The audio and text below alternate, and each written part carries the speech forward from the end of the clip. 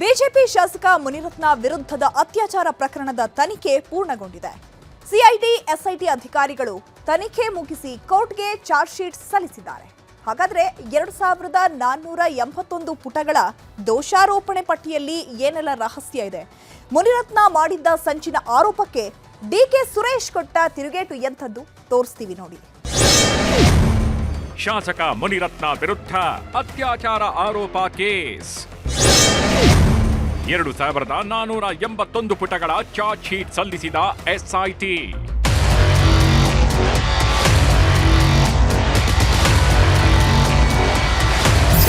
ರಾಜರಾಜೇಶ್ವರಿ ನಗರ ಶಾಸಕ ಮುನಿರತ್ನ ವಿರುದ್ಧದ ಅತ್ಯಾಚಾರ ಪ್ರಕರಣದ ತನಿಖೆಯನ್ನ ಎಸ್ಐಟಿ ಅಧಿಕಾರಿಗಳು ಪೂರ್ಣಗೊಳಿಸಿದ್ದಾರೆ. ಅತ್ಯಾಚಾರ ಹಾಗೂ ಏಡ್ಸ್ ಹರಡುವಿಕೆ ಆರೋಪದಡಿ ಪೊಲೀಸರು ತನಿಖೆ ನಡೆಸಿ 2481 ಪುಟಗಳ ದೋಷಾರೋಪ ಪಟ್ಟಿಯನ್ನ 42ನೇ ಎಸಿಜೆಎಂ ಕೋರ್ಟ್ಗೆ ಸಲ್ಲಿಸಿದ್ದಾರೆ. ಶಾಸಕ ಮುನಿರತ್ನ, ಸುಧಾಕರ್, ಶ್ರೀನಿವಾಸ್ ಹಾಗೂ ಇನ್ಸ್ಪೆಕ್ಟರ್ ಅಯ್ಯಣ್ಣ ರೆಡ್ಡಿ ವಿರುದ್ಧ ಚಾರ್ಜ್ ಶೀಟ್ ಮಾಡಲಾಗಿದೆ.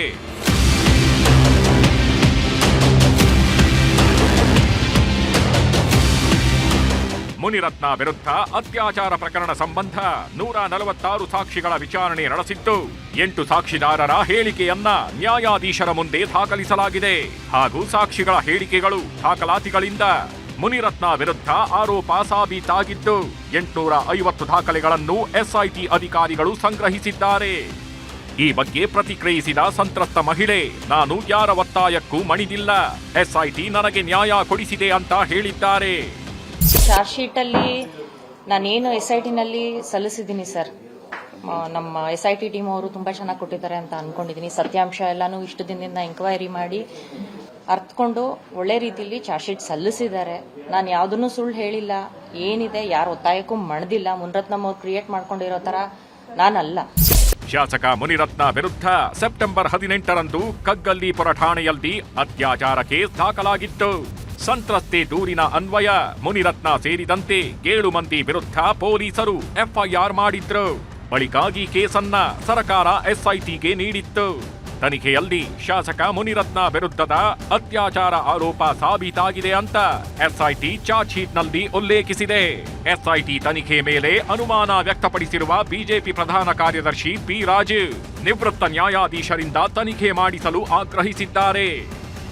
ಸೊ ತನಿಖಾ ಸಂಸ್ಥೆ ಪೊಲೀಸ್ ಮ್ಯಾನ್ಯುಯಲ್ ಅಡಿಯಲ್ಲಿ ಕೆಲಸ ಮಾಡೋದನ್ನ ಮರೆತು ಬಹಳ ದಿನ ಆಗಿ ಕಾಂಗ್ರೆಸ್ನ ಏಜೆಂಟ್ರು ಅನ್ನೋ ರೀತಿ ವರ್ತನೆ ಮಾಡಲಿಕ್ಕೆ ಶುರು ಮಾಡಿದ್ದಾರೆ. ಹಾಗಾಗಿ ನಮಗೆ ಅಂಥದ್ದೇನ ಆಶ್ಚರ್ಯ ಇಲ್ಲ.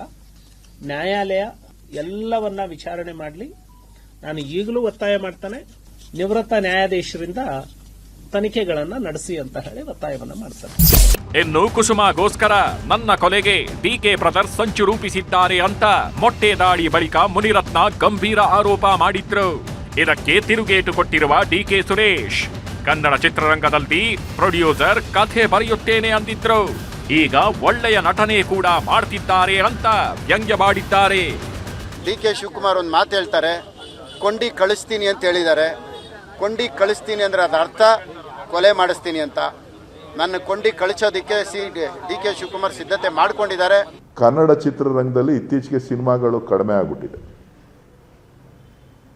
ಒಳ್ಳೆ ಸಿನಿಮಾಗಳಿಲ್ಲ ಅಂಥೇಳಿ ನಾನೇ ಯಾಕೆ ನಟನೆ ಮಾಡಬಾರ್ದು ಅಂಥೇಳಿ ಒಳ್ಳೆ ಡ್ರಾಮನ ಸ್ಕ್ರಿಪ್ಟ್ ಮಾಡಿ ನಿಮ್ಮ ಕೈ ಕೊಟ್ಟಿದ್ದಾರೆ. ಮೊಟ್ಟೆ ದಾಳಿ ವಾಕ್ಸಮರದ ಮಧ್ಯೆ ಅತ್ಯಾಚಾರ ಆರೋಪದಲ್ಲಿ ಮುನಿರತ್ನ ವಿರುದ್ಧ ಚಾರ್ಜ್ ಶೀಟ್ ಸಲ್ಲಿಕೆ ಆಗಿದ್ದು, ಕೋರ್ಟ್ ತೀರ್ಪು ಏನು ಬರುತ್ತೋ ಕಾದು ನೋಡಬೇಕು. Muniraju, crime bureau, news 18 Bengaluru.